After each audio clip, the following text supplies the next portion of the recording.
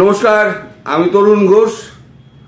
আজ আমি খুব শোক সন্তপ্ত, গভীর দুঃখ এবং বেদনা। বাংলাদেশের কালাপাঠা হাসনাত আব্দুল্লাহ সে নাই কালকে বেদম প্রহার খাইছে। এমন মারছে তার নাকি জীবন নষ্টাগত। হাসির কথা নয়, আমি কিন্তু এগুলো অনেক আগেই বলেছিলাম যে এই সার্জিস, হাসনাত, তারপর সে সজীব ভুঁইয়া এইসব আছে না, এদের সবার কপালে কিন্তু এরাম দুর্গতি আছে। এখন আমি তো থাকি এদেশে, আমি তো আর সব খবর পাই না, কিন্তু সোশ্যাল মিডিয়ায় আমার বন্ধুরা আমারে যা পাঠায় তাতে আমি বুঝি যে এদের অবস্থা কিন্তু আমি যেরকম বলেছিলাম ধীরে ধীরে সেই দিকে যাচ্ছে। আওয়ামী লীগের মিছিল বড় হচ্ছে আর এনসিপির মিছিল ক্রমশ ছোট হচ্ছে। আমাদের এই কালাপাঠা মার খাওয়ার পর পুলিশে ফোন দিচ্ছে। পুলিশ কইছে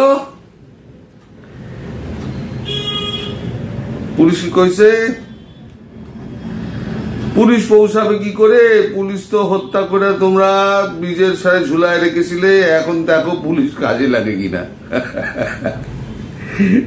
এক ওসি পোস্ট করেছে, সে ওসিকে সরিয়ে দেওয়া হয়েছে।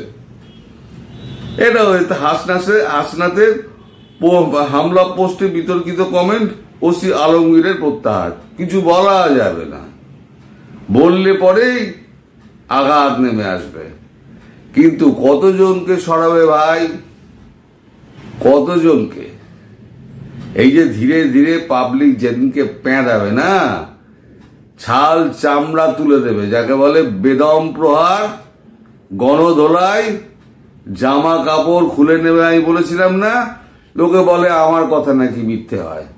এই জামা কাপড় খোলার দিন কিন্তু আসছে, এখনো পুরোপুরি শুরু হয়নি, কারণ এগুলো হবে একটুখানি দেরিতে। জনতা জাগে দেরিতে তো, আর যখন জাগে তখন তাকে আর না থামানো যায় না। এখন কালাপাঠা মার খাইল কেন? এখন সোশ্যাল মিডিয়ায় আমি একটা জিনিস পেয়েছি, খবর, আমি তার নামটা বলবো না, তিনি যেটা লিখেছেন আমি সেটা পড়ছি। ব্রেকিং নিউজ: গোপনে জুট ব্যবসা নিয়ন্ত্রণ করতে গিয়ে গাজীপুরে বিএনপি ক্যাডারদের হামলার শিকার হাসনাত আব্দুল্লাহ কালাপাঠা। বিশ্বস্ত সূত্রে জানা গেছে, স্থানীয় সমন্বয়ক ও এনসিপি নেতাকর্মীদের কিছু না জানিয়ে গোপনে জুট ব্যবসা নিয়ন্ত্রণের চেষ্টা চালাতে গিয়ে গাজীপুর চৌরাস্তা এলাকায় হামলার শিকার হয়েছেন হাসনাত আব্দুল্লাহ। এই ঘটনায় সামাজিক যোগাযোগ মাধ্যমে স্ট্যাটাস দিয়ে জানাতে বাধ্য হন তিনি কোথায় কিভাবে হামলা হয়েছে। ঘটনাটি ঘটেছে গাজীপুর চৌরাস্তায় অ্যাপেক্স হাসপাতালের সামনে। এলাকাটি মূলত জুট ব্যবসার জন্য পরিচিত, যা দীর্ঘদিন ধরে নিয়ন্ত্রণ করে আসছেন বিএনপি নেতা গিয়াসউদ্দিন আল মামুনের ঘনিষ্ঠ সহচর হিসেবে পরিচিত হালিম মোল্লা। স্থানীয়রা জানান, হালিম মোল্লা গাজীপুর জেলা স্বেচ্ছাসেবক দলের সদস্য সচিব এবং তার নামে এলাকায় আতঙ্ক বিরাজ করে।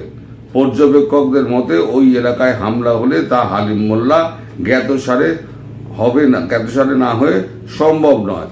এই ঘটনার পেছনে ব্যবসায়িক দ্বন্দ্ব, বড় ধরনের সংঘর্ষের ইঙ্গিত দিচ্ছে। তার মানে এই যাই বলেছিলেন না, পুরো চাঁদা তোলা party NCP, national criminal party. আপনারা বলেন এনসিপি, আমি বলি ন্যাশনাল ক্রিমিনাল পার্টি। এই ন্যাশনাল ক্রিমিনাল পার্টি যতগুলো ক্রিমিনাল আছে সর্বত্র একসঙ্গে জড়ো হয়েছে। এখন জড়ো হয়ে তারা এখন সমস্ত চাঁদাবাজি করছে। একই তো দেশের মানে শিল্পের এই অবস্থা, তারপরে তোরা আবার চাঁদাবাজি করছিস। চাঁদাবাজি করে দেশটাকে একেবারে 12টা থেকে 14টা বাজিয়ে ছেড়ে দে। ভালো করে পয়সা করে পিটে নে, কারণ এ পয়সা থাকবে না, এ পয়সা সব জব্দ হবে। কোথায় কোথায় লুকোবি পয়সা?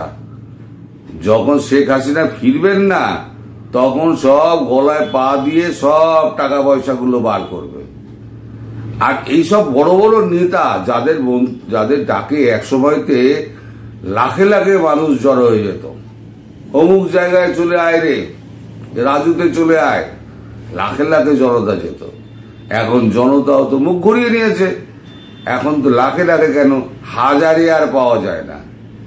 ওই ঢাকা বিশ্ববিদ্যালয়ের একটা মিছিল আমার চোখে পড়লো, আমার ওই ভিডিওটা না কোনো কারণে ডিলিট হয়ে গিয়েছে। এসব ভিডিও ডিলিট করতে গিয়ে ওই ভিডিওটাও কারণে ডিলিট হয়ে গিয়েছে, আর আমি পার্মানেন্টলি ডিলিট করে দিচ্ছি, ফলে ওই ভিডিওটা আমি দেখাতে পারলাম না। সর্বকূলে আমার মনে হয় যে হয়তো গোটা 50-60 ছেলে পিলে তারা জোগাড় করেছে, জোগাড় করে এই ঘটনার তীব্র প্রতিবাদ জানিয়েছে এবং দোষীদের গ্রেপ্তারের দাবি জানিয়েছে। কিন্তু তোমরা যে ভাই ওইখানে গিয়ে চাঁদাবাজি করছিলে, টাকা দাও ব্যবসা করতে হলে, কই সেই ব্যাপারে তো তোমরা গ্রেপ্তারির কথা বলো না।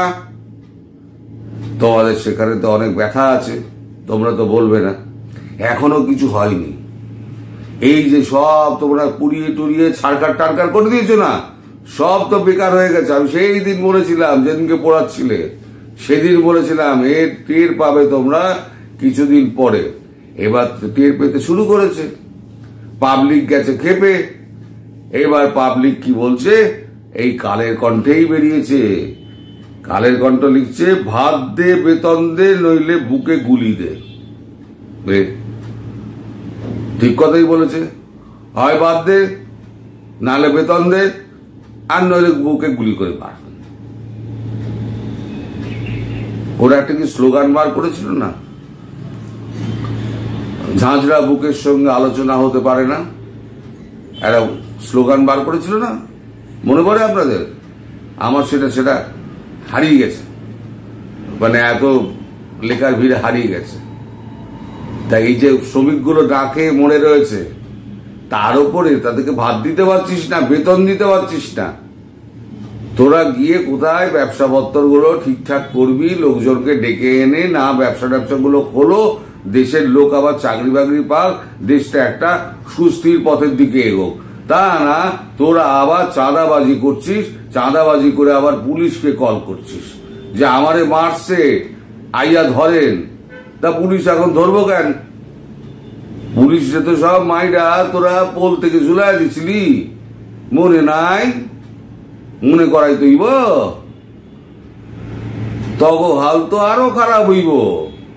এখন তো কিছুই হয় নাই, এখন তো শুধু বেদম প্রহার হইতাছে। এরপরে যখন প্যান্ট জামা খুইলা নিব না, তখনই ল্যাঙ্গর পইরা পুরা ঢাকা শহর ঘুরবি।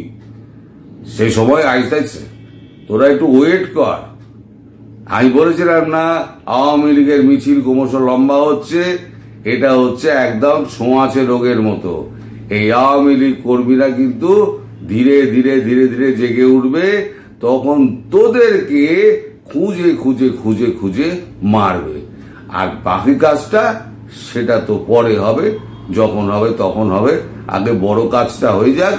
এখন অনেকেই প্রশ্ন করেন আমাকে, এখনো যুদ্ধ শুরু হলো না কেন? যুদ্ধ শুরু না হওয়ার পেছনে একটা কারণ আছে, সেগুলো প্রকাশ্যে বলা যাবে না, কিন্তু এতে টেলিভিশনে একটা জিনিস ফাঁস হয়েছে। সেটা যেহেতু ন্যাশনাল সিকিউরিটির ব্যাপার, বিদেশি টেলিভিশন ফাঁস করেছে, তাই আমি এই নিয়ে কিছু বলবো না। তবে হ্যাঁ, এই যে যুদ্ধটা তাৎক্ষণিকভাবে শুরু হচ্ছে না, তার কারণ হচ্ছে একটাই। তার কারণ হচ্ছে এবারে যেটা শুরু করবে সেটা লং টার্মে হবে, লং টার্মে হবে যুদ্ধটা, এবং পাকিস্তানের নাম ও নিশান থাকবে না। সেই দিকেই ভারত এগোচ্ছে। নইলে ভারত একবার এয়ার চিফ মার্শালের সঙ্গে বৈঠক করছে, একবার অ্যাডমিরালের সঙ্গে বৈঠক করছেন মোদিজি, একবার রাজনাথ সিংজি সমস্ত সিকিউরিটি ক্যাবিনেটের সঙ্গে বসছেন, প্রধানমন্ত্রী সিকিউরিটি ক্যাবিনেটের সঙ্গে বসছেন। কেন? একটা দীর্ঘস্থায়ী যুদ্ধ হবে এবং মামলা একেবারে 100 বছরের জন্য, আমি যা বলেছি ঠান্ডা হয়ে যাবে, কিন্তু তার জন্য ওয়েট করতে হবে। কোনো বড় যুদ্ধ, দীর্ঘদিনের যুদ্ধ কোনো দিন ওই ঝপ করে শুরু হয় না। আর এই আমি আগেও বলেছি, এই এসকালেশন যখন কমে যাবে তখন বাংলাদেশের দিক দিয়ে এসকালেশনটা বাড়বে। দুটো যুদ্ধ একসঙ্গে হবে না। আর খাদ্যপণ্য তো মোটামুটি দেখছেন তো, আপনারা খবর পেয়েছেন যে একেবারে বর্ডারে সব আটকে রয়েছে, কি নাকি সার্ভার ডাউন। সারা ভারতবর্ষে সার্ভার চলছে, ওইখানে সার্ভার ডাউন। আসলে ইচ্ছা করে সার্ভার বন্ধ করে দেওয়া হয়েছে যাতে মালও পারে না যেতে পারে। অফিসিয়ালি কিছু বলা হয়নি। ধীরে ধীরে দেখবেন এটা সার্ভার ডাউন মাঝে মাঝেই হবে এবং মালগুলো পচে যাবে। পচে গিয়ে তারপরে ব্যবসায়ীরা যখন দেখবে তারা লোকসানের মুখোমুখি হচ্ছে, না তারা আমদানি করবে না এরা রপ্তানি করবে, কারণ দুপক্ষেরই ক্ষতি হবে। তাহলে কিছু না বলেও এগুলো হচ্ছে নন কাইনেটিক অ্যাকশন। সেই নন কাইনেটিক অ্যাকশনটা যখন হবে তখন এই হাসু ফাসু যারা আছে না, সার্জিস ফার্জিস, তাদেরকে কাউকে খুঁজে পাওয়া যাবে না। তখন এই আওয়ামী লীগের যারা নেতাকর্মী আছে তাদের ৭১-এর রাজাকারের ভূমিকা নিতে হবে, যে এইগুলো গলিতে গলিতে ঢুকে ঢুকে চিনিয়ে দেবেন, এইগুলো হচ্ছে সমস্ত বদমাইশ, এইগুলোকে তুলে নিয়ে যাও। আর ধরবে পাড়াবাট পাড়াবাট পাড়াবাট পাড়াবাট কালীপটকা ফাটবে, সব কালীপটকা ফাটবে। এই সবে ঘটনা শুরু হয়েছে। আমার হাসু ভাই পেয়াদানি খেয়ে কালকে পুলিশের সাহায্য হয়েছে, কোনো পুলিশ যাবে না, তুমি নিশ্চিন্তে থাকো ভাই। তোমার যা হাল হবে না, তোমাদের এই সব করা যেগুলো চুরি করছো, চাবানি করছো, দেশকে জ্বালিয়ে পুড়িয়ে শেষ করেছো, তোমরা কেউ মাপ পাবে না। জনগণ, যাকে হিন্দিতে বলে চুন চুনকে হিসাব লেগে, তোমার থেকে একদম কড়ায় গন্ডায় বাংলায় যাকে বলে বুঝে হিসেব তুলে নেবে। সেই দিনের জন্য অপেক্ষা করো। দর্শক, আপনারা সবাই ভালো থাকবেন, সুস্থ থাকবেন এবং সাবধানে থাকবেন এই কালাপাটাদের থেকে। নমস্কার।